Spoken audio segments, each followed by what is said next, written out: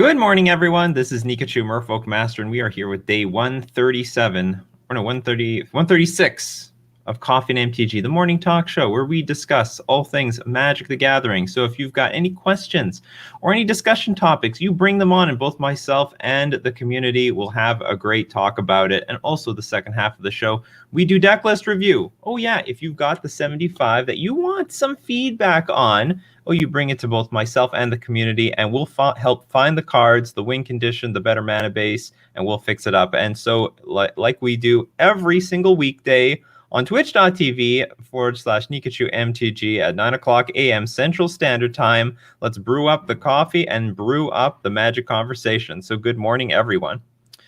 And as I am waiting for everyone to arrive, I am going to just move myself into the Magic category on Twitch. So I'm automatically, by default, always put in the podcast category. Good morning, Grim Ducky, with your rubber ducky. So I just took a peek at the results not too long ago from the showcase event that I attended on Saturday. There were some very interesting, unique deck lists that showed up from that event. Maybe I can share them with you. Let me just go MTG Goldfish.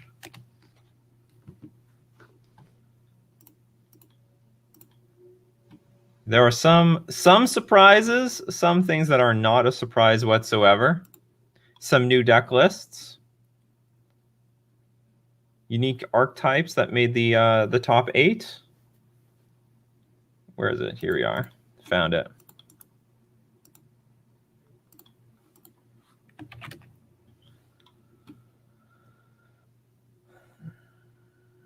So, as we all know, Sodek got first place with Oops All Spells. Second place was Is It Blitz. Obviously not fast enough to beat the Oops All Spells deck. A Heliod Company deck. This is actually the person that I lost to. I think in round 4 or something like that. Really disappointing round 4 loss because it was my second loss. I knew my tiebreakers were going to be really bad going through the rest of the tournament. I still finished strong with a 6-3 finish. But I wish the loss came later. This Heliod Company deck, I don't know what to tell you all. Like, the most frustrating thing about this deck is a complete moron can play this against me, and it's not really hard for them to just beat me. They just put 2 cards in play and just say, okay, I have infinite life now. What are you going to do? Well, I'm going to do nothing. I'm just going to have to concede, and I'm going to do it with a really red, angry face. Rakdos Shadow got 4th place. We have, anyway, there's 2 Heliod Company decks that made the top 8. The very, very similar to one. The only difference, I think, is one of them had 4 main deck Auriok Champion.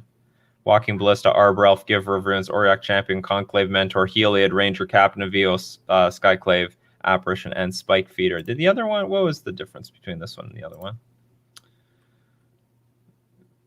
This one had no main deck nonsense. Just went more all in on... Actually, I don't know where they made up the difference. Are they on the...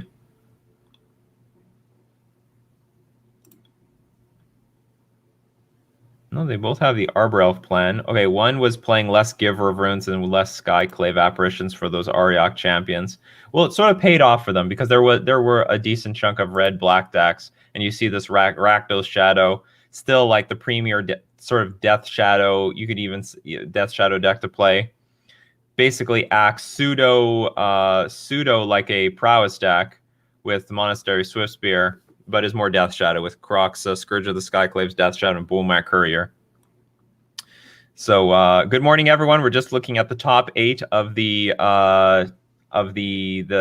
challenge recently. I see my special guest is awaiting. We are going to learn a little bit or a lot about a list that went really deep. I'll just, which was done by, where's SpiderSpace's Electrobalance As Foretold deck. I'm sure we're gonna learn a lot about this and how it interacted in the recent Modern Showcase Challenge. So the other interesting thing about this top 8 was what was the other interesting thing? We have a blue. Oh, there was a blue-white taxes deck. Featuring, I mean, it's like blue-white Death and Taxes, except it's playing 2 companions, Lurrus and Yorion. I don't think you can have 2 companions at once. You have to like pick and choose which one you want for, I guess, what particular matchup. But it was using Confounding Conundrum. And aside from that, it looks like a normal taxes list. It's just splashing blue for Teferi, for Spell Queller, for Glasspool Mimic. Sure, no problems there. But still the usual suspects, Leon and Arbiter, Stoneforge Mystic, Giver of Runes, Thalia, Flicker Wisp, all the usual suspects in a mono white taxes deck, but also playing Confounding Conundrum. Finally, look, the card is worthless because no one actually found a way to make it good. Is this finally the way to make it good? I lost to a deck like this before. Oops. So, and what else? 2 Uro decks, and I think that's it. 2 Uro. You got to expect Uro.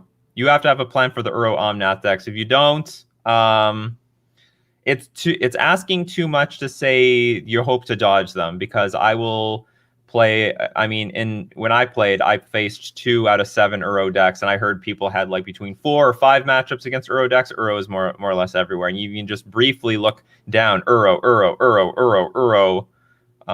Where how many other Uros are here? Uro. There might even be more Uros in here. It's just not dominated by Uro. Look, it's called Scape Shift. It's called Scape Shift. Oh, there's no Uro in this Scape Shift. You kidding me? You kidding me? You could have won the tournament. Oh, they're trying to play Lurrus. That's interesting. Lurrus in a Scape Shift. They're just jamming this Lurrus everywhere. This is a very interesting event. A lot of innovative deck lists. A lot of innovation. Very interesting. So morning, Kyoka620. Good morning, Luoti91. Good morning, everyone. Plague Engineer is still a dick. Won't change my mind. Won't change mine either. More Pithing Needle effects. If only it can help. Against like the Heliod combo deck, you need like 2 Pithing Needle effects. It's a lot to ask for. Heliod Vizier, it's all the same 2-card unforeseeable nonsense for me. I know, I get it, totally understand. More Damping Matrix, but we gotta hope the Skyclave Apparition doesn't exile it. Like, that used to be a solid answer to anything, and now Skyclave Apparition, the only thing that trumps Skyclave Apparition, the only thing is basically Torpor Orb. Where's Skyclave Apparition? Where are you? You're in the 75. How can you not be here? It's the only thing that's going to beat like Skyclave Apparition is basically Torpor, but then it's not good against the rest of the deck. Anyway, okay. Before we get to our special guest, I'll just quickly rattle off my sponsors, starting with themanabase.com, your home base for everything Magic the Gathering. And the Manabase is also supported and sponsored by Fusion Gaming Online, the premier, or my favorite, local game store. And their deal of the week is save 20% off all gaming accessories. And I am also sponsored by Mana Traders, the premier place to rent Magic cards online. And you can support the channel by using my Mana Traders link in the description below, or you can get 15% off your first 3 months by using my coupon code Nikachu. Okay, now my special guest today, a little surprising, because not playing the deck that he's known for. Usually Death and Taxes master, but suddenly turned his way to As Foretold. I'd love to bring onto the stream SpiderSpace. Welcome back, SpiderSpace. Good morning. Thanks for having me. Yeah, good morning. How are you doing? I'm doing great. Yeah. I've been having a ball in Modern. It's just it's just right there for the taking. You just jump right in, and there's a lot of people playing a lot of unique new decks. Mm-hmm. I guess it really is, although there are some really powerful lists consistently at the top, there seems to be a lot of room for people to play a lot of new stuff. I mean, of course, I see Uro, Shadow, what are the usual suspects are here? Prowess. Yeah. But a lot of new stuff, and you're bringing something incredibly new. Something old, but now feels something new. Basically the As Foretold deck in 2020. Now, this is not a new deck. I mean, this has been around since As Foretold got printed. Yeah. But never really took off. I mean, people played it, and then it just sort of disappeared. And once in a while, I don't know, once in a blue moon, 100 matches, I'll play against this. Mm-hmm. But still, like, no real significant competitive success. Okay, so maybe before I even ask you how you even came to this, like, why even decide to play this deck oversee your traditional death and taxes lists? Well, okay. So I'd been having some issues, I guess, with taxes in the leagues, and it actually has a lot to do with what you just said, where you can kind of do anything, right? So there's the decks that you have to beat. You have to beat Uro, you have to beat Prowess, Yes. and I'm lumping in Death Shadow into Prowess because Mhm. they're still playing Prowess in Death Shadow. Yes. They're doing There's it a lot all. of overlap there. Those two archetypes kind of being like the main pillars of the format. And I feel like taxes, this is why it was so well positioned, is because it could beat either one. But when everyone is doing everything in between, it becomes really difficult to tune your deck to be able to do it all, right? So if I'm I gonna had play, the same problem. I had a great list to beat like the top 10 most winning decks, and it just got thrashed by like just random other decks. by Like I don't Electrobalance, want to play spreading. I don't want to play spreading seas at all right now. But then all of a sudden, I'm going in these leagues. I need the spreading seas. I can't get in any damage against any of these random decks. yeah, I mean, exactly. So like with taxes, you really need to be prepared for the meta, and it's really hard. Like I jammed a league a little while ago, and I played against like goblins, and then I played against green white Heliod, and it was just like, ugh, like I'm You not. can't beat everything. Yeah, exactly. And that's not to say that taxes is poorly positioned. I think it's one of the more represented archetypes in that event. Um, Mhm. and I'll actually say that as I ran Electrobalance, it was like I was playing against the taxes Discord because it was just taxes player after taxes player, and they're like, "Hey, Spider," and then I'm not. I I know don't you. go turn one planes Aether Vial, and they're like, "Why are you doing this to me?" But I don't know. I think I saw a tweet a while back. I'm not. I don't even recall who tweeted it, but it was something about like, oh, it was like a prelim, and someone lost to Electrobalance, and they were playing an Uro pile, and they were like, man, like I lost to that deck, but it's a good thing no one plays Electrobalance or Boggles, and I was like, Exactly. Electrobalance, huh? I need to try that again, and so I tried it, and I gotta say, I've been doing just really, really well, and the reason that I think I'm doing so well is because while this deck can definitely beat the top contenders in the format, you also just don't really worry about random stuff because what you're doing is inherently powerful, right? Right. So when your opponent's like, I don't know, green, white, Heliod, or goblins or whatever, it's like, okay, I've got my lightning bolts, and I can also just wrath not just the board, but your lands as well. Mhm. Each player chooses a number of lands he or she controls equal to the number of lands controlled by the player who controls the fewest. You're going to control very few. Maybe we should go over the very. Let's go over some of the simple interactions Sure. if people aren't really familiar with this list, because I think what's going to happen is because of your finish in this event going very deep, people are going to be picking this up, and it's Yeah. going to be a complete shock to anyone who's never seen it before. Absolutely. So the main thing that this deck does is you have Electro Dominance and As Foretold. And what these cards do is they allow you to play your free spells in the form of rhinos, Yep. balance, and These visions. these are all technically have a converted mana cost of 0. Right. And this So basically lets us cheat it through in play through Electro Dominance, just double red, lets you cast these things. right. And mind you, these cards have more utility than that, right? So Mm-hmm. if you play As Foretold, let's say you immediately put 2 rhinos into play, right? Yep. The next turn, maybe you get a free Serum Visions and then a Bolt on their turn, right? So it's not, Yep. the value doesn't stop there. Equally with Electro Dominance, as I think you saw in our match, it's an expensive shock sometimes, and that's good Mm-hmm. enough. Yep. So they do have some utility outside of that. But that's kind of the main, I don't know, that's the mainstay of the deck. There's a different version of this actually where you can not play Electrobalance and Greater Gargadon and instead play a Living End package. Yeah. I've definitely seen that. And I And opted, sometimes they go mono blue. I've seen mono blue. I've seen blue red. right. There's a billion different ways to build this kind of deck. I think blue red is the best way because you get 2 ways to cheat those things into play with Electro Dominance and As Foretold. And then also I think Greater Gargadon Balance is the way to go. Now the reason this combos with Balance is so you suspend Gargadon, maybe it's turn 1, maybe it's later. Mm-hmm. And then when I'm about to resolve Balance, you go ahead and you hold priority. That's something you're going to have to do a lot with this deck is hold priority.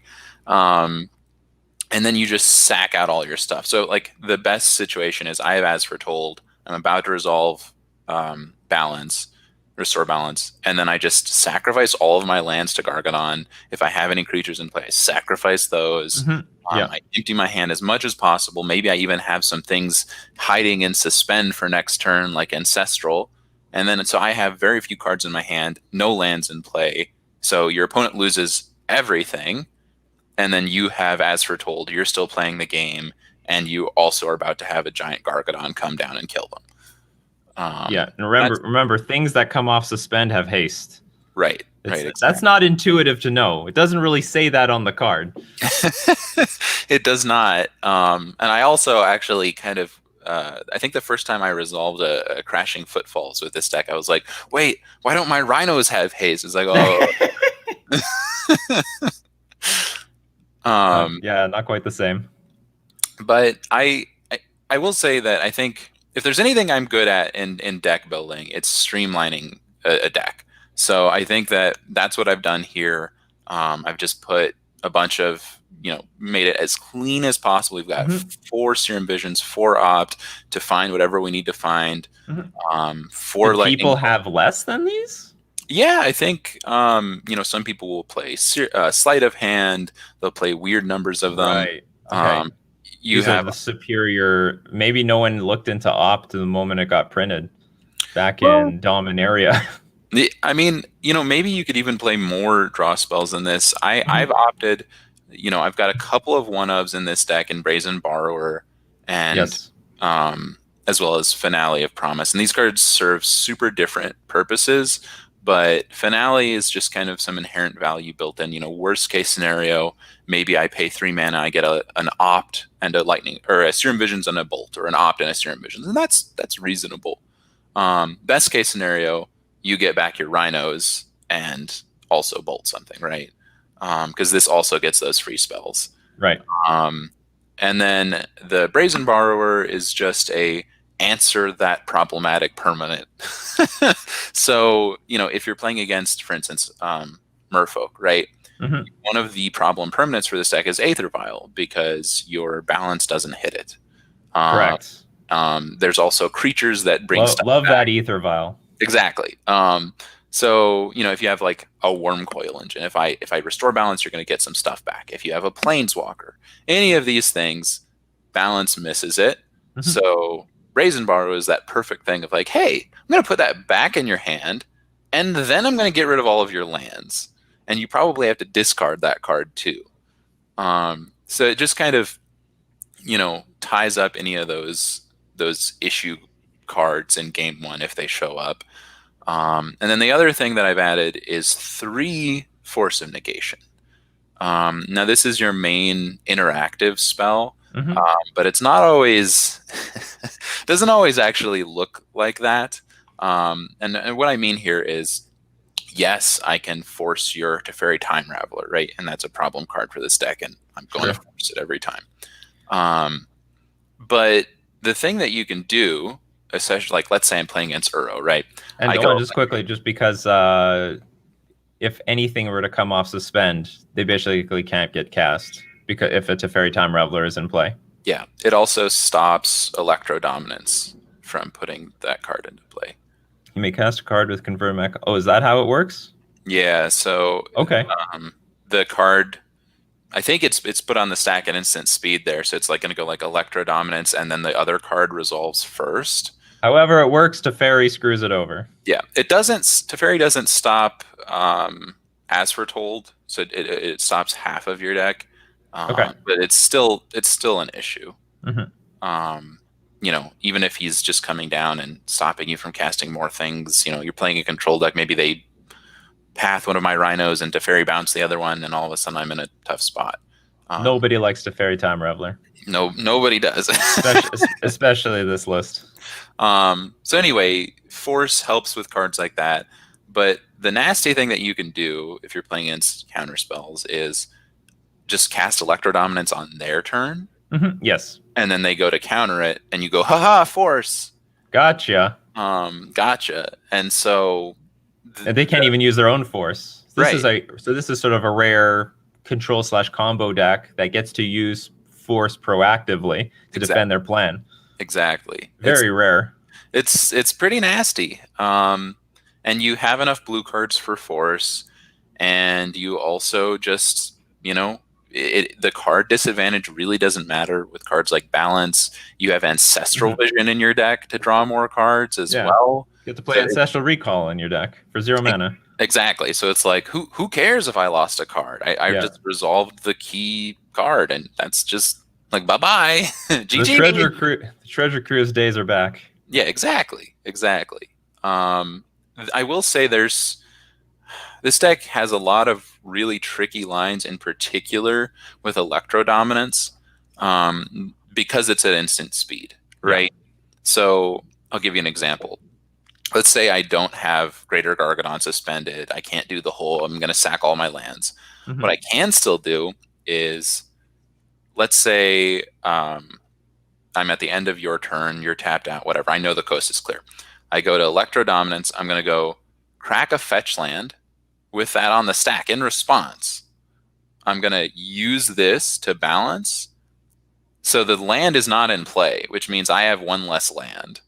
And I'm going to get the land after the balance, but you are not going to get the land. Right. Yes. Okay. So crack, in response, Electrodominance, balance. You have to loot. Yeah. So you chop your opponent down a land, and then of course after everything resolves, you get your land. Right. So maybe you have multiple fetch lands. Maybe you crack Fiery Islet and do it in response. Right. Maybe you put Opt on the stack and then do it in response, so they lose an extra card. There's a billion different things with this card where when you have it, you have to be like, wait a minute, what's going on here? I've done it where I've had As Foretold in play, and I go to put Rhinos on the stack, and then I, in response, Electrodominance balance, so they lose their creatures, and then the Rhinos come down to take over the board. I have not held priority since I have not used Tectonic Edge to blow up 2 lands at once. How do you do it online? I don't even remember. You hold control.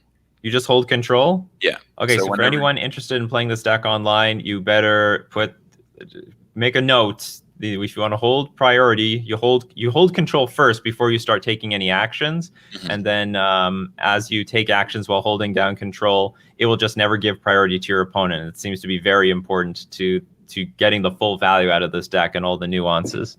Yeah, absolutely. And then the one card that we have neglected to talk about so far in this list so far is Simeon's Spirit Guide. And Simeon's Spirit Guide, there you are, gives this deck nut draws. So it's the same thing in Force, in that who cares if I lost a card? But what it really does for you is it lets you power out these things earlier, right? So I could have, in theory, it's not likely, but I could have like turn 1 As Foretold, and that's ridiculous. Like 2 Simeon Spirit Guides, and a land. What is more likely, you can go turn 1 Electrodominance. So best case, turn 1 Electrodominance to make 8 power with the Rhinos. That's real nasty. Like you remember playing Hollow One? Like that's like some Hollow One nut draw stuff of just turn 1, 8 power. Let's go. Yeah. The joke I've been making on my stream whenever I do that is I just go Hogak, because it's 8 power. With trample. Yeah, exactly. These things have trample. They're very difficult to block. So the other, I guess there's also some value to be eked out with the Gargadon otherwise. Just not even when you're casting balance. Like, again, let's say your opponent has Teferi Time Raveler. Teferi goes to bounce your Rhino. You go, nope, sack the Rhino. You don't draw a card. Your opponent goes to steal one of your Rhinos with Archmage's Charm. Nope, sack a Rhino. Right. Yeah, it's... You can sacrifice anything in response to any of your opponent's abilities or spells. So it just stops them from interacting with you in the way that they maybe want to. But that's really the main deck. The sideboard has just some interaction for each kind of matchup. We've got Shattering Spree. This is for those problematic artifacts like Aether Vial. Which also are everywhere. Death and Taxes, Merfolk, Humans, Spirits. Aether Vial is sort of on the rise. And then also a Chalice of the Void is good against this deck. So if your opponent's trying to slam Chalice of the Void, the way Replicate works, if they have Chalice on one, you just pay more red, and Chalice will counter the actual copy of Shattering Spree, but it doesn't it doesn't counter all of the copies of Shattering Spree. And this can be kind of tricky. I think I actually messed this up when you and I played in the there was 2 copies of Replicate, but it only killed one of my chalices. Right. Unfortunately, it was the less useful chalice. It was the right chalice. So you just need to be careful with which one targets which. But this card just will come in and randomly just get people. I played against a Hardened Scales player in a league the other day, and it was just like, oh, I have this Shattering Spree card that's real nasty in this matchup. And then we've got Anger of the Gods, and this is kind of your just generic, I need to deal with my opponent's creatures. So I mentioned I played against essentially the Taxes Discord, and this card is real nice. That's just pretty much what it's there Anger of the Gods is coming back. Blood Moon, that'll get some free wins sometimes. Just ramp out a Blood Moon by turn 2. Yeah. I mean, I've had turn 1 moons with this deck. I played against Amulet yesterday on stream, and I went turn 2 Rhinos, turn 3 Moon, and ooh, how do you beat that? This is also good against Control, strangely, where you can try to tap them out with like Electrodominance on their turn, and then like power out a Blood Moon, and then all of a sudden they can't do anything, and you've won the game. Which segues us into the next card, which is Mystical Dispute, which is really there for control stuff. We do have that one Stomping Ground in the deck, so I've thought about and tried. That really confused me. Like when we were playing, I looked up a random As Foretold deck to just get an idea what cards are in it. And then as we were playing, you have a Stomping Ground in play. And I'm like, this list that I'm looking at doesn't have a Stomping Ground. So I wasn't completely sure. Is it just so that you give yourself the option to suspend the Crashing Footfalls? Yeah. That's all it's there for. You can do, I think like suspending either the Footfalls or the Visions on turn 1 is actually realistic. Like that can come off of suspend. So just having the option is a nice thing. Absolutely. I've toyed around with having that Veil of Summer in the sideboard, because obviously if you're going to splash green, it's for Veil of Summer, right? Why not? Why not have access to more cards that people are? I mean, people are angry about this card. Yeah. But I just, I realized that Mystical Dispute, I think, fits the game plan better. I'm not as worried about like you countering my thing and me not being able to counter back so much as like I have to counter that Teferi Time Raveler, right? So it kind of got pushed out. If there was a 76th card in this deck, it's Veil of Summer. Right. But and then because this next card kind of fills that same role in Leyline of Sanctity. So this is great, strangely, against all of the Prowess decks as well as all of the Thoughtseize decks. So I played against Mono Red Prowess the other day, and it's like all of a sudden to turn on their guys to hit me harder, they're like lava darting their own guys and lightning bolting their own guys. That's really awkward if they have Soulscar Mage in play. It doesn't shrink their own stuff. Yeah, I don't think die at end of turn actually, or I don't think it actually shrinks their own guys. I think it's like only shrinks your opponent's creatures or something. Is it? I think so. But oh yeah, that could be true. Yeah, that's right. Because they like play Kozilek's Return on me all the time. It doesn't shrink anything. But it's still really awkward for them. And in particular, red black is the most prevalent matchup. And the only way that they really can interact with you is with Thoughtseizes, and all of a sudden now they can't do that. It makes cards like Scourge really awkward, Scourge of the Skyclaves. All of a sudden I'm not fetching aggressively. I'm not shocking myself. It's like, good luck playing your turn 2 guy. If you're at 20 life, that card is a complete donut. Exactly. And then the last card, this is just me. I guess this is me being a coward in a Ravenous Trap, because it's like, oh no, if I play against Dredge, oops, what am I going to do? And people weren't prepared for oops that tournament. It's true. I did not play went completely undefeated. It's interesting because I think Dredge, you could you could get with Anger of the Gods, and Oops actually Yep. is really vulnerable to balance. So like if they go off and they're like, chill you all the times, put all my Vengevines in, you go Mhm. Electro Dominance, Oops, or Electro Dominance, Restore Balance. All of a sudden, Yeah. they have Oops. nothing. Oops They're on out of you. cards. They deck themselves, and you just go like. Exactly. You But just edge it out at like what well, I guess you have about 8 life. only eight, probably a little less from those fetches and everything, but it's enough. We'll get you the um, win. and then I mean, I don't know. So that's why Rav Trap's in there. I didn't bring it in once a single time in the tournament, but I think it still, maybe deserves a spot in the 75. I think even more so because now that Sodec won, I think we're going to see more Oops all spells everywhere. Yeah. People just follow what's trending at the moment. Okay, so top 4 matchups. How do you do against Uro? What's the plan? Against Uro, you're just going to try to cheat out an early spell. So my favorite thing to do, if you're on the play or you have a Simeon Spirit Guide, either one of these situations, you just wait until it's your opponent's second turn. So they have 1 land in play, they're about to play their second, and then you Electro Dominance, like let's say on their upkeep. They can't force you, they can't do anything with that 1 mana, so you just turn 1, boom, here's Rhinos. If you can't do that, you just go turn 1, suspend one of these things, Footfalls or Visions, and then you can kind of do this weird thing where you like force them to act because you're like, all right, I'm going to draw 3 cards. Are you going to let me? And then if they do, then it's like, oh, great, I have all the things in the world to do. And if they don't, then you're like, oh, look, you're tapped out. Boom, here's whatever I'm going to do to you. So more nasty stuff. Right. So restoring balance, sacking all your lands is extremely powerful against control decks.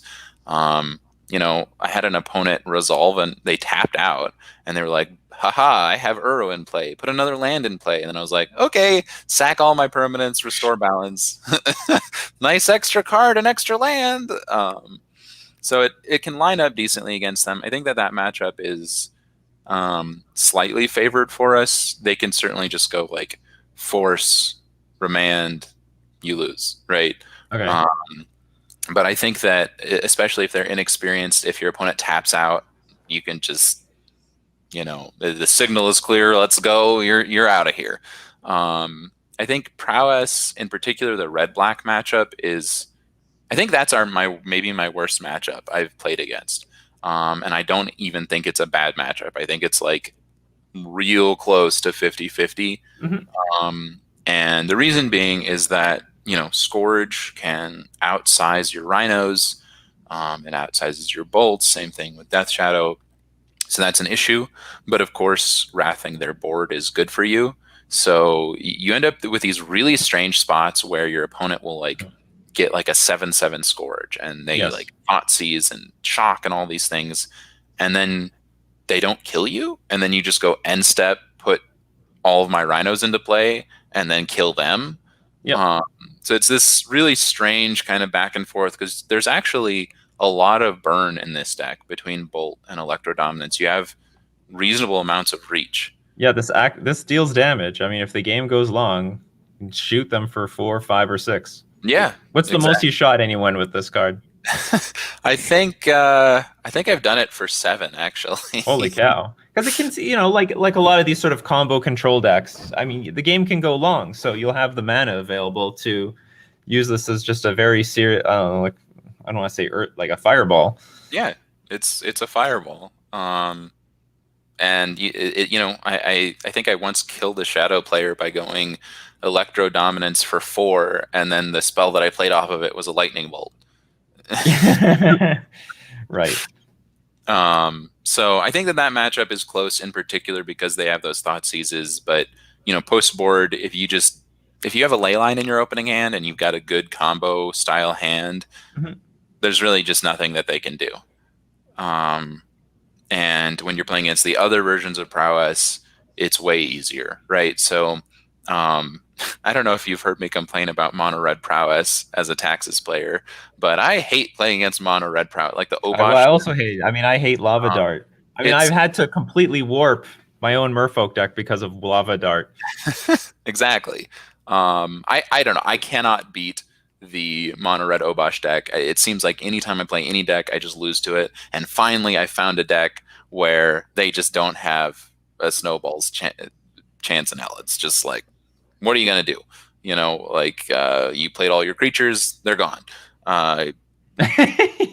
You try to bolt my thing. Here's a 4/4 Rhino. Good luck. So this deck finally has a good matchup there, which is like, yes. I gotta bully those mono red Obosh players out of the meta so I can play taxes again. That's right. That's right. And it's it's very popular, this mono red deck. I will say one of my 2 losses in the showcase was to blue red prowess, and I think that I'm favored in the matchup, but my opponent had lots and lots of counter spells post board.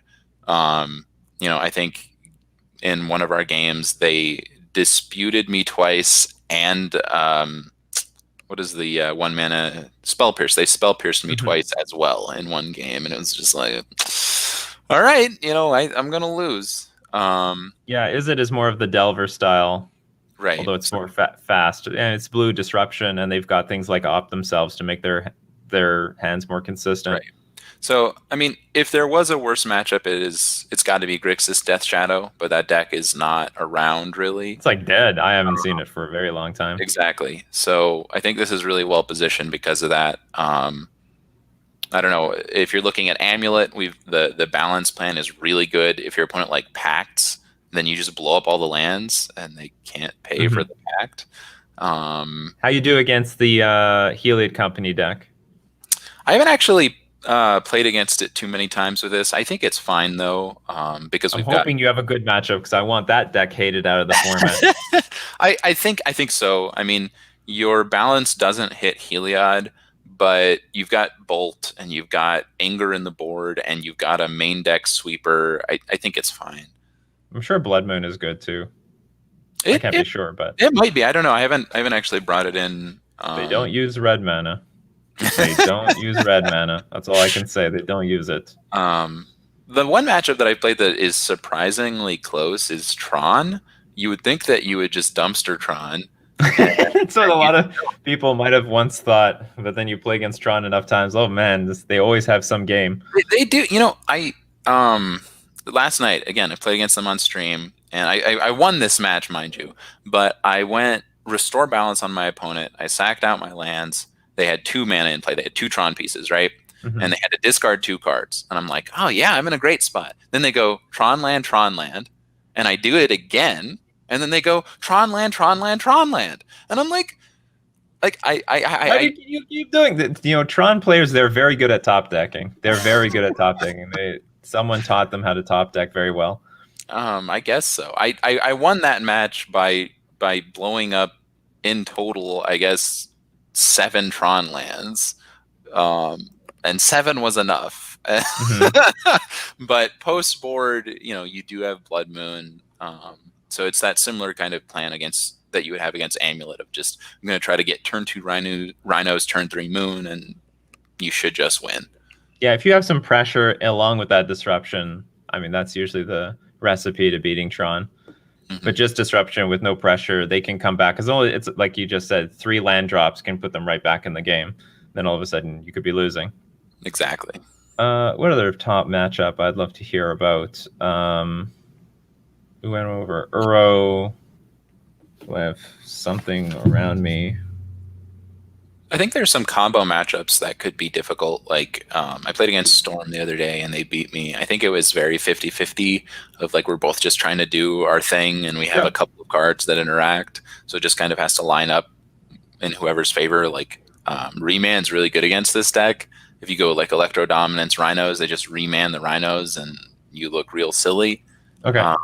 Equally though, they could play their Storm guy and then you bolt it and then they go to Pass in Flames and you force it and the game's over. So it can't be that bad. Like, let's say you Electro Dominance their turn to play Rhinos. Yeah. They're still tapping out on their turn. Exactly. So I think that the deck is just really well positioned right now. Interesting. No one's looked at this deck for forever. And it's nice to finally see someone experienced to streamline these sort of decks. Like, I think that I think the majority of the time these decks don't really take off because they don't know how to streamline it properly for the current metagame. Someone created the shell, maybe they got a 5-0, but no one could replicate the success. And now we see a much more cleaner build with the addition of the new cards. These are big, huge improvements actually to the deck. Force of Negation. I don't know how key is Brazen Borrower, but we have that addition in this deck as well. Yeah. Looks good. Looks wonderful. I think if you made me run back that tournament right now, I don't think I would change a single card. You have one Fiery Islet. Couldn't squeeze more? No, one is okay. A lot of the lists I saw had 3 or even 4. Okay. It's really interesting. I think you could build this deck in a way where you could play sideboard Boil, kind of like Aspiring Spikes, Boilless Breach. And I actually think that could be really good for this deck to make your scries all matter, so you're not like Serum Visioning and then fetch land. And that is awkward. But I think that this card dealing you damage against the Scourges is a real thing. And it's also interesting because the fetch lands are good for you because of that earlier thing I mentioned of fetch land on the stack, then do this thing. So I ended up landing on one of these with 6 fetch lands. Of course, your blue-red fetch and Scalding Tarn is the best one because you have islands and mountains. And the reason I actually have 2 Misties as opposed to a red fetch, even though red is more important in this deck, is purely because of the sideboard Blood Moon. So that I can fetch an island and then mana to go into the moon. One island. Yeah, just one. I know in our match, I went back and watched your video, and you're like, "This guy's blue deck doesn't have any islands," and I'm over here. Where's this guy's islands? I can't access his damn crashing foothills or whatever. I mean, you do have Steam, Gargadon, of course, but sometimes you'll be like there blocking with the Simeon Spirit Guide. Islands aren't popular. There's a lot of people sneaking Boil in there. Oh, okay. So how about those Titan decks? Titan, Dryad of the Elysian Grove. It looks like it should be a great matchup because you blow up their lands. I think it is. You just blow up their lands. You've got sideboard Moon. You can do really fast pressure with Footfalls. I will say, though, that Amulet is a very powerful deck, and sometimes they're just, they're going to do their thing just like you're going to do yours. Like, I've been turn 2 Titaned way too many times, and I just Titan players cannot complain about other turn 2 decks. You can't. Absolutely. You may not have technically won the game on turn 2, but let's be serious. You effectively won the game turn 2. Right. But I mean, it's one of the rare situations where, you have your opponent packed for prime time, they get prime time, they haste prime time, maybe they hit you, maybe they get Fuel of the Dead, they've got all this stuff in play, and then you just balance them, and it's like, no, like nothing, most of the time you path their prime time or whatever, however you remove it, and they've still gotten all this extra value. In this case, it hits the lands and the Titan, so no. And just having that free win against their packed draws is really silly. Sweet. All right, you want to take on some questions? Sure, yeah. A lot of people are. If anyone has questions, we're going to go through them. Can this deck play Riftwing Cloudskate, the Vintage Cube All-Star? I don't even know what this is. I think, maybe I do know. Oh, it's the thing that suspends and just bounces a permanent? Yeah. I mean, you could. I wouldn't recommend it, but you could. You'd put it in the Brazen Borrower slot to try to do the same thing. This does hit any permanent, so you could bounce a land, but I just Brazen Borrower being 2 mana at any time instead of 2 mana in 3 turns is a significant difference. Yeah, this is a very clunky Brazen Borrower. Yeah, exactly. I do love this card. So if you want to play it, you put it in there, but I wouldn't recommend it. I will say, if your chat has questions about other things, if they had a taxes question, I'm fine to take it. I did see. Oh yeah, you're always ready for taxes questions. That's right. What are your thoughts on the Wheel of Fate Narset version? I always feel like Rhinos in some sort of combo kill, whether it be Will of Fate, Balance, or Living End, is a good build. Yeah, so okay. I haven't played with the Narset version. Yeah, I should Narset get does that fit into version. this deck well in that Narset finds all of your cards. Hmm. Having said that, um, Wheel of I Fate don't. is, by the way, to everyone, it's what's called a Wheel of Fortune, basically, but on suspend. Yeah, any of those kind of everyone draws 7 effects. And Uh, Narset says, you only draw one, and I'm going to draw 7. exactly. I just don't think that there's a need for it in this deck. That seems really cutesy. Of like, right. So if I set up a balance turn, balance can be good without the Gargadon, and with the Gargadon, it's crazy, right? Hmm. Whereas in this case, you have to now have Narset in play, and Narset is good without it, but Wheel is not good without it. um, so to me, this seems like just a clunkier, kind of cutesy version of the deck. Narset is probably helpful against those control decks, though, so maybe there is a meta for it.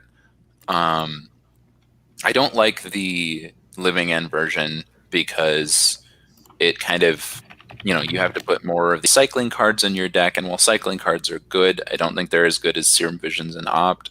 And that's the slot that they're going to take. And then also, Okay. Living End is a card that can be hated out. Right now, if someone plays Rest in Peace against you, who cares? The deck is very difficult to attack in its current form, and if you build it that way, I don't think you gain that much game 1, and you lose a bunch games 2 and 3.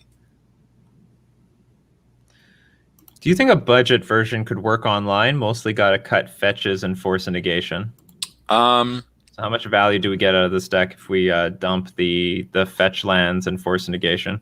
if you dump the fetch lands, I would recommend building a islandless build of the deck and playing Boil. And that will help you to recoup some of your losses from losing Force of Negation as well. I think Force of Negation is really important to the deck, but if you just can't do it, maybe play Remand. Just because drawing a card in a combo deck, delaying your opponent's thing is always good. Hmm. But I do think that Force is just definitely better, whereas the Boil plan is like debatable. Right. Why Anger of the Gods over Kozilek's Return? Yes, it hits X3s, but you cite taxes matchup where return is generally much harder to avoid. Hmm. Um, what is BFTs? Brennan Forge Tender. Oh, Brennan Fortunate, right. Oriox, not to mention the advantage of instant speed. Yeah, I don't think that you need to instant speed your anger. You already have instant speed Wraths in Electrobalance. Now this is better against specifically taxes, but I think that exiling your opponent's creatures is relevant. If your opponent's on Dredge, right? Like this exiling their things is actually relevant. That 3 versus 2 is relevant. Like if I'm playing against Prowess, they have to play 2 spells to save their guys instead of 1 spell. It is better against specifically taxes. I think that's the one matchup where they have BFT. Like I don't think other decks are really going to like try to protect their board through it, and I just am not that worried about that matchup. Like I mentioned, I played against taxes was my most played against matchup in that event. I think I played against it like 4 times, and I lost one of them, and I think it was just because of like moles and unlucky. Like the Yeah. matchup feels really good. Like you got to kill the vial, and then you just like Thalia is good against this deck, but you can just kind of get out ahead of them. And you're like, hey, here's 2 rhinos, deal with them, or oh, you finally set up a big board. Bye bye. Yeah, I mean, you can beat those. I mean, of course, you still need the restore balance, but you can beat those burnt and forge tenders with this card, or just put like giant creatures in front. Yeah. I mean, I actually, this is how Defend and attack through. I mean, what I did was one of the matchups, my opponent was attacking me with a BFT, and I went Electro Dominance in Rhinos, block BFT, go There to you my go. anger, Rhinos live through it, their board was gone. See, the surprise block. There are ways of beating this card. Oh yeah, I forgot. It's sacrifice a preventable damage red source of your choice would deal this turn, so they can like target Anger Yeah. of the Gods in You know, theory. that matchup is really interesting to me because it seems like it should like line up okay for taxes because you've got Thalia, you've got Apparition for their As Foretold, you've got Aether Vial. I think taxes can win, but just by nature of having like I'm gonna sweep the board over and over and over, Hmm. and I also have the like Hollow One-esque plan of just really quick power. I think you can just kind of get them because of it. I think the matchup's really positive. Any of these creature matchups for this deck are not hard. Interesting. It's interesting to hear that even because in paper, I would also think that this should be a good matchup for the Death and Taxes player. I mean, I understand the mana denial plan shouldn't work, but still, like Aether Vial helps a lot. Like when I've played this matchup, if you can't beat my Aether Vial, I can just continuously spew out creatures, no matter how many times you restore balance. Um, yeah, Right. I mean, It just that's all I can say about it. I mean, it just is going to be kind of how and when the cards line up against each other. Like one of the times I lost, I was playing against a blue-white Yorion build, and my opponent went turn one Giver, turn two Thalia, and then they played Spell Queller 3 turns in a row. There you go, Spell Queller. But Spell Queller can beat anything, you know? Right, right. If you're And then they, ahead with Spell Queller, three of them, you'll beat any deck. right. So, I mean, the other loss to them, I was on a Moldafor to find a single land, and it was still close, which is really interesting. I think that's something I should note about the deck in general, not just against taxes, but the deck, if you mulligan a lot, you know, it seems really bad for you, but then you balance, and all of a Mhm. sudden your opponent's also really mulliganed. So it's kind of strange how it isn't as punishing as it seems it should be. It's like the same advantage a Karn the Great Creator deck has when they like play Karn the Great Creator, find Ensnaring Bridge, lock out the creature opponent, and they mulliganed a lot, so they automatically have no cards in hand. Right, exactly. So you have a very similar advantage here. Mulliganing is not so bad because it'll also wipe out all the cards in your opponent's hand the moment that you have a restore balance. Yeah. And it will balance the game out. Everything comes back to balance. In this deck, balance is just tipping the scales in the right direction. Some people are curious about the deck list. I will copy it, and hopefully everyone on the replay, I'll have a list available here. Maybe somebody has already reported it. That's okay. What other questions do we have here? What's the over and under for how long before the community freaks out about this deck and demands multiple bannings? Probably none. This deck is old. This is an old deck. It's been around for a long time. I don't think it's going to get... I think even after this interview, it's still going to take a few more results for people to really respect it. I think a lot of people are just going to look at it like it was like a fluke or something. But as we hear, this deck is very well positioned. I think also it needed tweaking. People are playing too many fiery islets. People have the wrong sideboard. People haven't adopted force negation. So Yeah, and as you hear, he's got still a lot of 50-ish matchups against the top decks. So it's not clearly dominating. It's just it's got game against everything. Exactly. But I mean, yeah, I don't think there's going to be any bannings on it. It might, I mean, maybe it comes to fruition and people really start to play it. But I don't know. People tend to look at decks like this for whatever it is, whatever reason. I feel like every kind of deck that I play, other people look at and they're like, "This is garbage." And in this case, it's like, "Oh, it's real gimmicky." Like, there's no way this is a real thing, which is great for you. Like the more people don't respect you, the more unprepared they are. This was on a banned list once. Yeah, but it looks real silly on a ban list today. Like telling the community this like is literally I'm gonna the only deck playing this card. Yeah, like I'm gonna ban Ancestral Vision, but Mystic Sanctuary and Uro are a-okay. Like no. Yeah, exactly. Is there anything else that was on a banned list before? No, nothing else. This deck's a lot of fun though. Even if you're looking to do something that's good, well positioned and you want to have a lot of fun, This is the ticket. How many times have you pulled off turn 1 rhinos, and does it ever get old?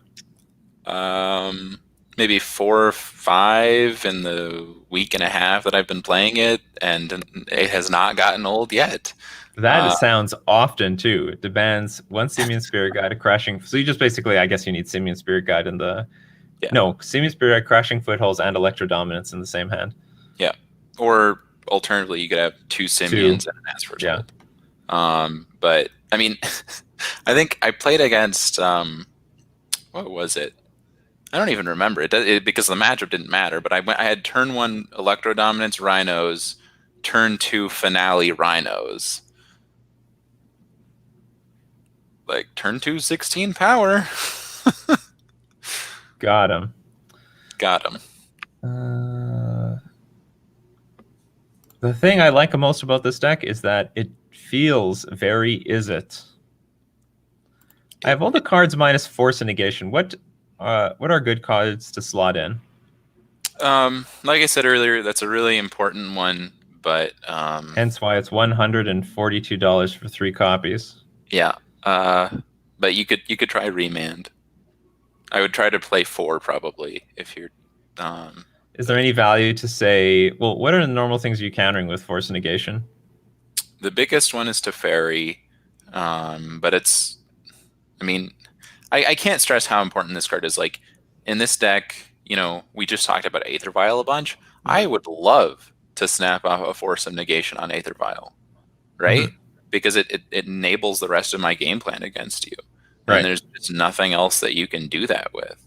Yep. And equally, I can tap out and do whatever I'm going to do. Like, let's say I go play my As Foretold and my Rhinos, right? And my opponent goes to their turn and they're going to do some nonsense. And all of a sudden, no, you don't.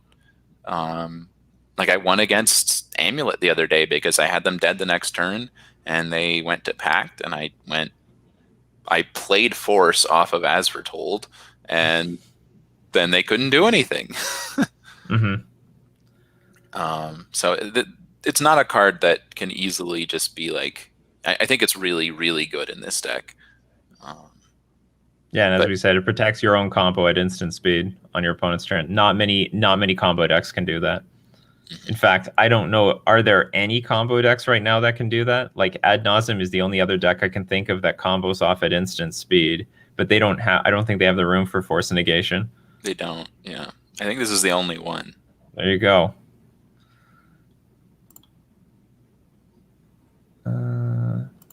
The other way around, is there any reasonable unbanning that would help this deck? Any cards you're looking for on the banned list? I mean, any of those like good draw spells would be a upgrade to this deck, but I don't. Serum Visions, Ponder. Yeah, or Serum. Sorry, not Serum Visions. Preordain. Yeah, exactly. Like if you had Preordain, it's great for you, but as I don't want one of those bannings to happen because, like, as much as I'm loving playing this blue-red deck, I don't think that blue needs a boost, right? Like, and I'm sorry, I know you're a Merfolk player, but it's not going to be a blue unbanning that would help Merfolk anyway, right? You're not like, no, I'm not playing Ponder. Yeah. So I'm playing Opt as it is. Like, all of the blue soup control Uro decks just don't need help. Mm-hmm. So I don't think that there's an unbanning that would really happen or should happen that would help this.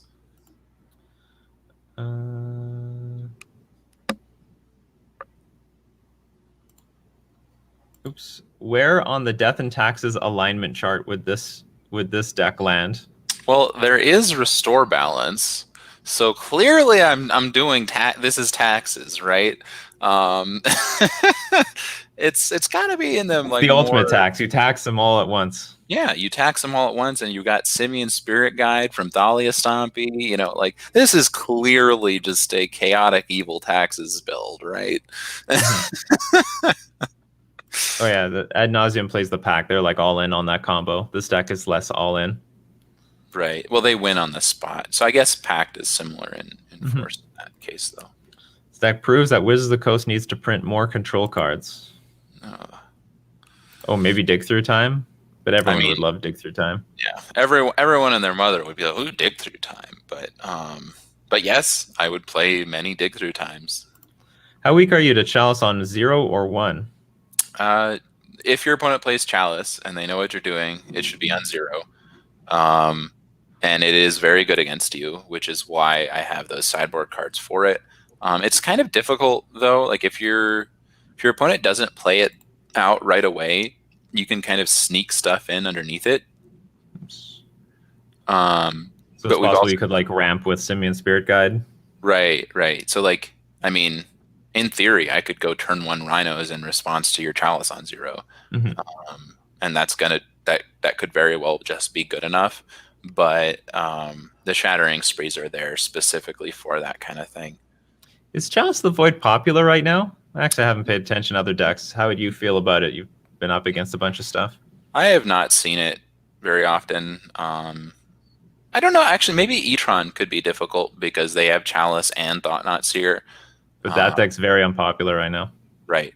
So, yeah. Everyone's going to Uro. But Uro's the best deck. All right. Sell off our deck. Let's get the Uro deck. Well, in the case of, look, I'm going to rent that deck. I'm just going to stop renting the E-Tron deck. well, I mean, good luck renting Uro. It's twice the budget of any rental service. Yeah, it's very expensive. It's very, very expensive. I think Mana Traders like up their rental limit from 1,000 ticks to 1,250, so you can accommodate a good chunk of Uro decks. Just so you can get Uro in there. So you can get Uro in there. When Uro's banned, they'll probably, I don't know, they might reduce everything for all I know. Okay, Uro's gone. Let's go back to normal. What else do we have?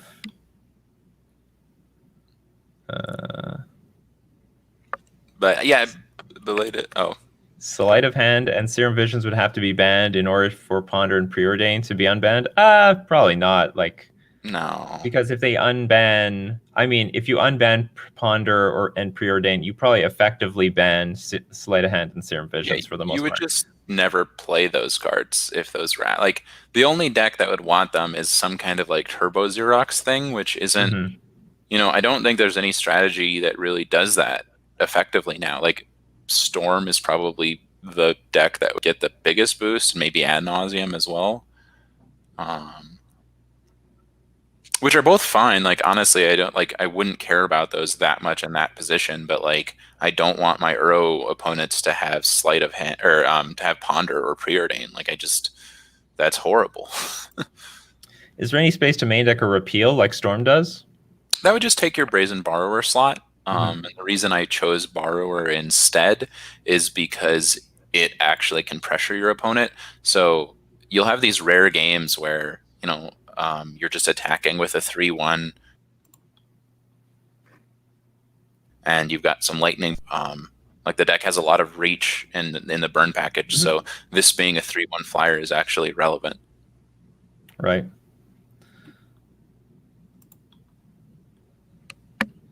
Do you think Uro is a possible ban? Yes. I mean, it's not here yet, but I think it's, looming in our future at some point. Something from those blue decks is going to get banned. I don't know if it's Field of the Dead or Mystic Sanctuary or Uro or all three of them. The fourth card I would add to that list is Primeval Titan, and that's not in the blue deck. Okay, from a Death and Taxes player, how much do you care about Mystic Sanctuary? So Taxes interacts with that card actually maybe more than most other decks, right? Like, I have Archon of Emeria to make it tapped. I have Leonin Arbiter to make it harder to fetch. Yeah. I've got Thalia to make the spell that you get back harder to use. And even with all of that, that card just can dumpster you. Like, I can't tell you the amount of times my opponent goes push or lightning bolt or path or whatever, whatever removal it is, and they go like, let's say it's push, right? Push your guy. Mystic Sanctuary, push your guy. Mystic Sanctuary, push your guy. Snapcaster Mage, push your guy. And it's like they had one push. They had one push, and I got pushed. All that on one push. Like, your opponent verdicts you, and then the entire rest of the game that they have fetch lands, I have to play around verdict. Like, what? Not to mention the whole, like, cryptic command nonsense. And again, I have maybe one of the best ways of interacting with that of, I can Ghost Quarter your Mystic Sanctuary in response to the bounce, or Field of Ruin it, or Flicker Wisp it, any of these things. And even so, the threat of a cryptic lock is still obnoxious. It just comes so it's looming there, and now they have even more. I got yesterday because of Counterbalance. I think I saw that. Yeah. They got me hard. I felt so bad about it. It's like such a face-up thing.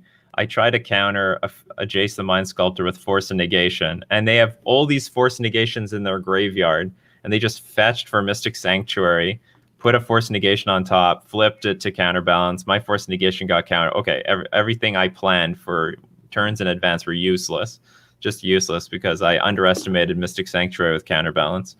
Yeah, I mean, it's funny actually that I know Aspiring Spike has tried to popularize blue-white miracles again with Counterbalance, and I mean, if anyone could make it happen, it's him. But Mystic Sanctuary with miracle cards, it's gross. It's really gross. Okay, that's interesting to hear your perspective, because I heard a lot of control players' perspective on this card, and they're always like, "Oh, this is the card that should have been banned."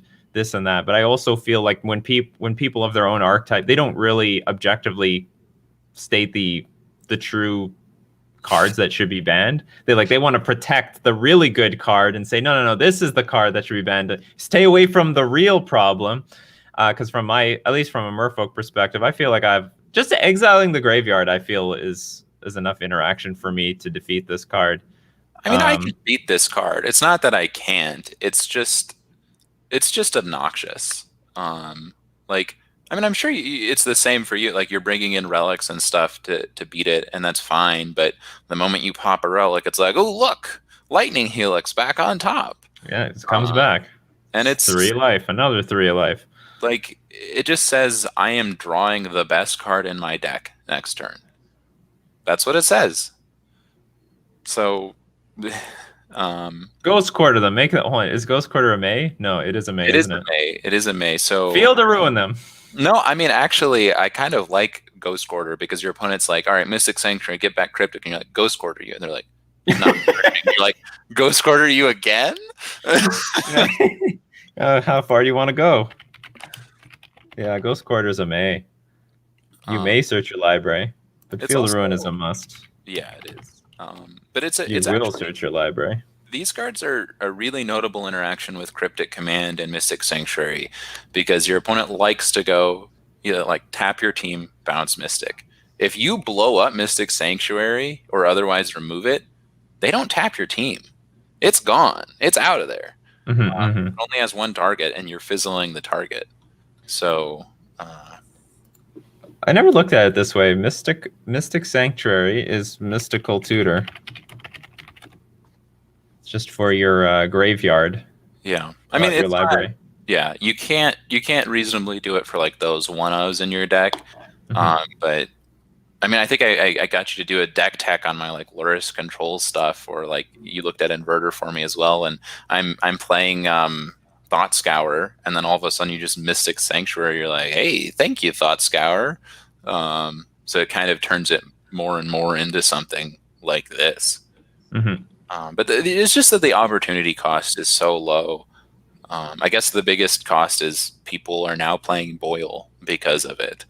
And people hate that Boil exists, but frankly, Mystic Sanctuary and Boil deserve one another. I don't get it. Why do they get Boil? I mean, people play Boil because people are playing all the Mystic Sanctuaries because they need all the islands for Boil. So I don't get it. There's Boil and there's Choke to hate on the islands, but like, where's my Acid Rain? Why don't I get Acid Rain?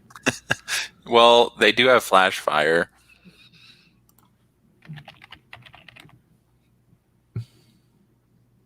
Destroy Plains. I can't play this card.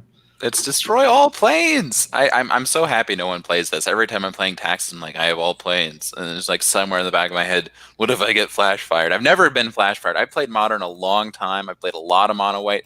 Never been Flash Fired in my life. But it would only, I don't even know, would it even be good? Probably not. I have a bunch of non-basics. And yeah, you have a bunch of non-basics. You have Ether Vial. I've seen these lists. You've got like some Horizon lands. You'll survive. you'll do I fine. still don't want it to happen though. I have hypergenesis to people. What is it? The blue and 2 instant. You bounce all green permanents. Hibernation. Hibernation. Yeah. I've messed around with a couple painter lists with hibernation. You know what's going on. With painter. Yeah. Okay, I got it. Painter green, bounce all permanents. Boing. It's a build your own upheaval. How do you win? Oh, you didn't. I don't know. It was nonsense. Okay, gotcha. There's a reason people don't play Boiling Seas. Put Back to Basics too good for Modern? Probably. Back to Basics is probably too good for Modern. I'll tell you why. You're once again giving those control decks. Yeah, the control decks will play it. And like, they did in Modern. Yeah, in Legacy. You do not want control getting a tool like this. Or what is the what is it? The blue enchantment that red card. It's like blue and a 1. Red cards cost 2 more. You know what I'm talking about? Oh, that's chill. Yeah, chill. Give it to me. Give it to me. I don't even give a shit if control gets this. Just give me chill. Boy, do I want this to exist. I'm tired of these prowess decks. Just like the mono red thing. I'm tired. Give us chill and be done with that list. It would probably be fine if control decks were not as good as they are. But this would just completely dominate that matchup. Oh, absolutely. The first chill hurts so much. The second chill, say goodbye to this game. 5 mana for Lightning Bolt. 5 mana for Swift Spear. It's red. It's everything. It's not just creatures, instants, or it's everything red will cost more. Yeah. I guess they're Omnaths, but... Oh, yeah, the Omnath now costs more. Any suggestions how to put Chalice mainboard for Eldrazi and taxes? It's Thalia Stompy, and it's out there. Yeah, Thalia Stompy. Look up Thalia Stompy, Modern, SpiderSpace. You'll find it. You want to look over one list? Sure. Oops. Okay, so we have some time to check a deck list. Hopefully it's an As Foretold list, but I can't guarantee it. It's probably going to be taxes, right? You know? Maybe, whatever. So as usual, I'll give everyone like 20, 30 seconds. Use the command !deck review space. Give the URL to your deck list, plus leave any comments. What's the format? What do you need help with? Is it on a budget? That helps. Everyone's on a budget, you know? It's true. People are trying to get by. You can grind ticks though online on a budget. I mean, it's possible. I've gone 5-0 many times with like budget lists. It's possible. I took a walk down memory lane, and I went to Goldfish, and I found my oldest publish on MTG Goldfish back from when dailies were a thing, and there wasn't rental services at that time. Oh no! I was on a budget, and I mean, you look at that deck list, and it's a big yikes. But you know, you can get from that just like little investment. You just play hard, play good. You're gonna build your collection. I heard a lot of people this is a popular strategy. I don't know if anyone's successfully gone through with it, but I'm sure many have. They start off in Pauper with a relatively cheap deck and then grind ticks in those leagues. That makes sense, but I hate Pauper. You gotta love Pauper, you know? And I think a lot of pros don't really like Pauper because there's not a lot of Pauper content by pro players, even though Pauper now is like a route to getting to the Pro Tour on Magic the Gathering Online. So it's technically a competitive format. If you're good at Pauper, you can get to the Pro Tour. I just can't stand that. Like every single deck is just this huge grindy thing. Like I think I tried to play a challenge like a year ago, and every single match I played went like both players had 2 minutes left, and it's just. This is the common complaint I've heard, actually. It's just there's no win conditions. And it's like you could see based on as it's described to me, you can see based on the board state who's going to win, but you still have to play it out anyway. But it will take like 20 minutes or 30 minutes for the game to actually come to a conclusion. So I mean, maybe Pauper is the ultimate control player format because you just get There to you go. grind out. Like that's what control players always say, right? Like they say, "Oh, I play control so I can get the most magic out of every match," and that's what Pauper does for you. No win conditions. Spell stutter sprite beats disagree. Yes, one damage at a time. That's sort of what we're talking about. 20 turn clock is not where we want to be. You'd think I'd like that with all my like 2-mana tutus, but I just can't stand it. Used to be Legacy Light when they had like Gush and Gitaxian Probe legal. I mean, they had cards that Legacy didn't have for a little. Yeah, I know. Like, just insane. All right, let's go take a lucky winner from deck review pick. We're gonna look at Offbeats Heroes list and Dumb Jank list. How can I polish this turd? Oh boy.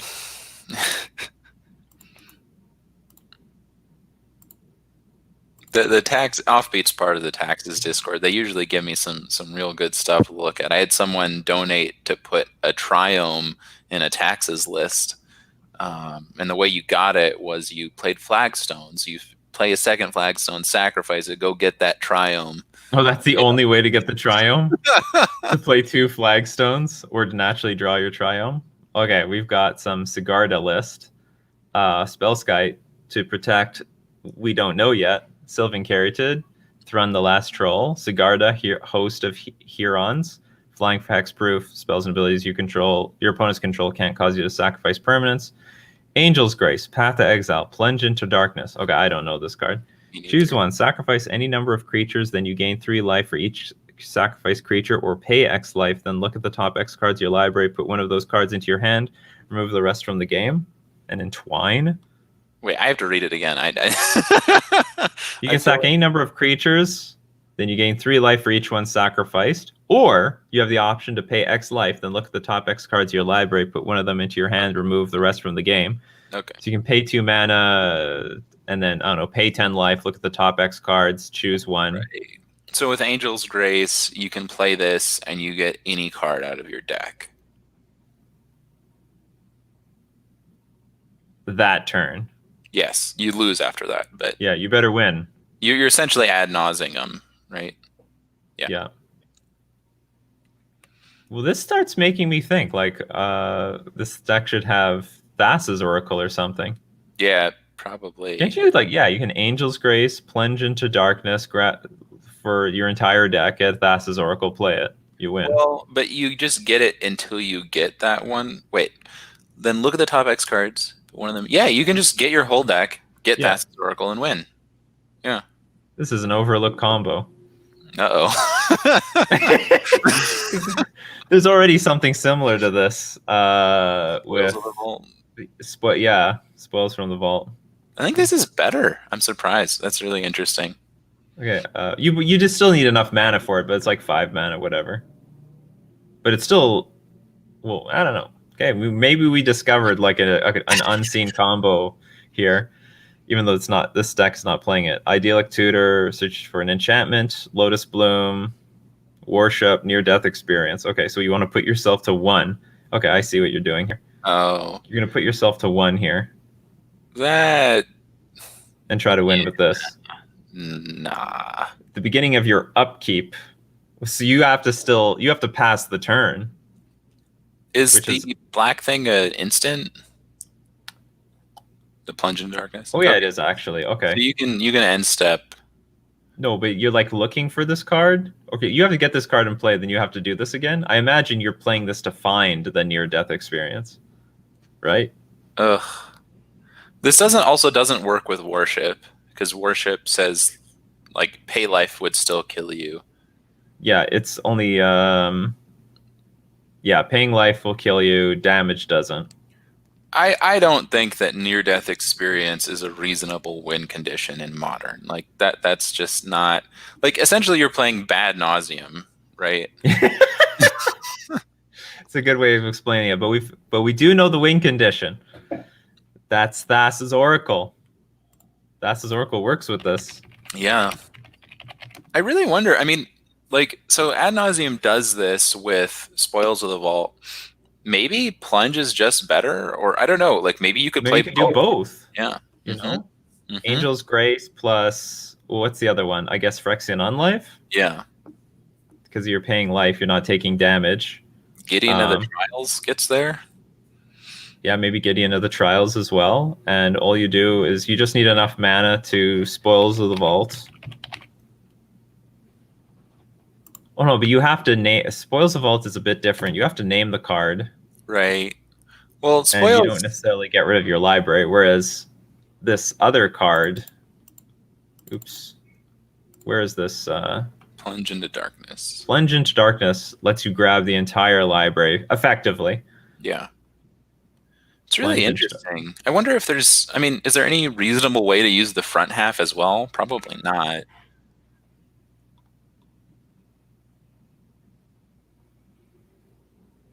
Yeah. I can't imagine what you would sacrifice for it if you're trying to oracle people. I'm It's really interesting surprised. they don't give you the option to do both. Well, you can entwine. Oh, choose both if you pay the entwine cost. So you can like sack a bunch of creatures to have a lot of life to search your library for something.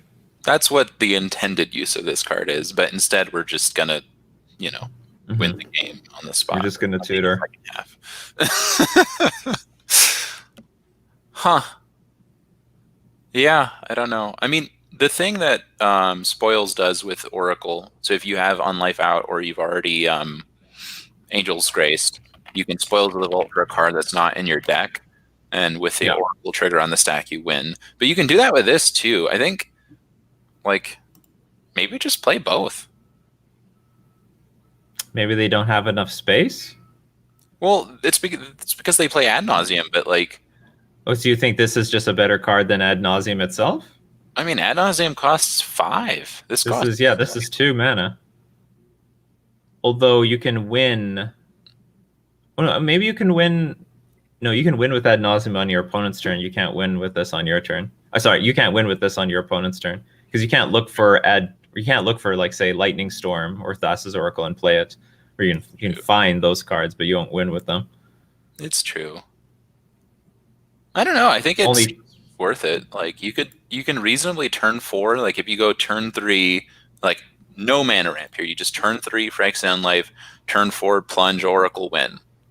Mm-hmm. If only Demonic Consultation was legal in Modern. We're finding. I mean, I didn't know this card existed. Plunge into Darkness. This seriously looks like a very serious combo card. Oh, you can only pay 20 life. That's what the chat is mad. Oh, the chat knows everything. You can't pay life that you don't have. Okay. Okay. Well, that just throws. It just goes to show it's hard to like evaluate cards and read them. There's a reason people aren't doing that. Huh. All right. Well, screw this card then. Okay. Well, then back to this thing. Maybe we can't even play this. You gotta have more idyllic tutors, if anything else. I don't know. I'm not sure how you reasonably do anything with this. There's something. Oh, hold on. Okay, Angel's Grace.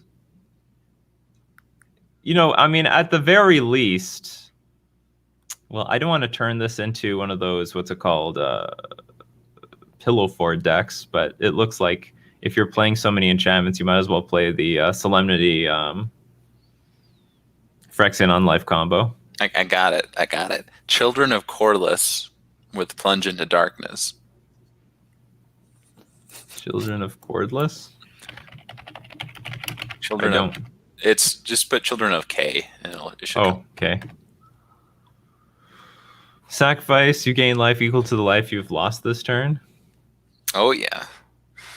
I don't get it. So you look at the top 20. If you find a children, you play children, you gain 20. You can you just play another one. That's the only way. But you need to find a second to plunge into darkness. But right. I get it. Right. Actually, I mean, you don't have to have a Angel's Grace card if you can find a children. Like if you're at 20, you can pay 19. If you find a children, boom, you gain back 19. I don't know. It's trash. Sorry, we don't know how to make near-death experience work. I mean, the win I understand the whole deck is based around this win condition, but it's like, by the way, I mean, Worship doesn't see much play because it's so easy to undermine things like even Collective Brutality just beat you. Because you just make the opponent lose some life and then you lose the game. So hence why Worship is such like a janky card. It's very frustrating to lose to Worship. There's a lot of answers to it, either destroying the enchantment, even destroying this enchantment. Yeah, let's not forget that you put yourself in a fragile spot of being at 1 life and you hope to win. You hope that you untap with this near-death experience. Yeah. Yeah, I don't know. I mean, I get that you're like playing Sigarda, like Sigarda Worship or Thrun Worship. You're trying to create a lock, right? But I don't know. I just can't imagine that this is something powerful or fast enough for Modern. Like, you are playing Lotus Bloom to try to help yourself get there. But like, what turn can you reasonably goldfish someone at with this? Like, I mean, I guess in theory you can go turn 4, but it doesn't seem likely. Plunge into darkness. This card looks so amazing at first. Yeah. One thing I like about this show is that I do get shown like cards I've never seen before. I had no idea what that was. It's actually kind of expensive. It's like 35. I guess that's for 4, right? Yeah, it's for 4, but still, it's probably just because it's from Kamigawa. Kamigawa has probably never seen a second printing of this card ever before. Isn't that? I thought that was a Mirrodin symbol there. Isn't that one of the original Mirrodin? Oh, is it Mirrodin? I think so. What is the Mirrodin symbol? If you click it, doesn't it tell you? Hold on. Yeah. Let's look at this card. Like if you scroll down, does it mention like formats? It's 5th Dawn. Yeah. Yeah. Is that a Mirrodin block? Yeah, that's part of the original Mirrodin block. Oh, okay. I didn't play at that time. Apparently I got out of Magic at a time that it was like going into some dark age of legendary creatures that did nothing. I liked Kamigawa. I don't know. I like it after the fact. I mean, I didn't play around that time, so I can't complain. Kamigawa's got more banned artifacts than... Well, no, they don't because the lands. I don't know. Okay. Whatever, it's all good. All right, so SpiderSpace, if people want to know more about As Foretold or even Death and Taxes, where can they find you? I can be found on Twitch. Here, I will get you a link for you. I have a Twitch channel, which is it twitch.tv/SpiderSpace? It sure is. No MTG, just that? Just that. And then my boom is also there in chat. That one is SpiderSpace MTG. I guess I need to, It's best when it's all aligned. That's all I can say. Yeah. Did some ass take SpiderSpace on Twitter? I don't remember why it's that. So maybe I don't know. I could probably get in there and change it. I think there was some like a SpiderSpace person on Twitter that was pertaining to actual spiders in the world. And yeah. Gotcha. Well, excellent. Well, thank you very much. Thanks for letting me waste your guys' time. You're welcome. You took up the slot of someone else who wanted to actually learn something about As Foretold. We learned about Into Darkness. It's all right. We learned, yeah. We also learned about paying life, so it wasn't a waste. You can't pay more life than you have. It's like if you have a fetch land, you can't. Or how does it work? You can't shock yourself if you're at 1 life because you can't pay 2 life. You don't have that. You don't have that life to pay. All right. So thank you very much, SpiderSpace, for coming on. I really appreciate it and answering your questions about the As Foretold deck, because I think we're going to see it, and I think it's important for anyone, because that deck has definitely seen a lot of play over the years, but no one's refined it to something competitive, and you're definitely the first build to go in that direction. So it's great to hear your thoughts and insight on it. Yeah, thanks for having me.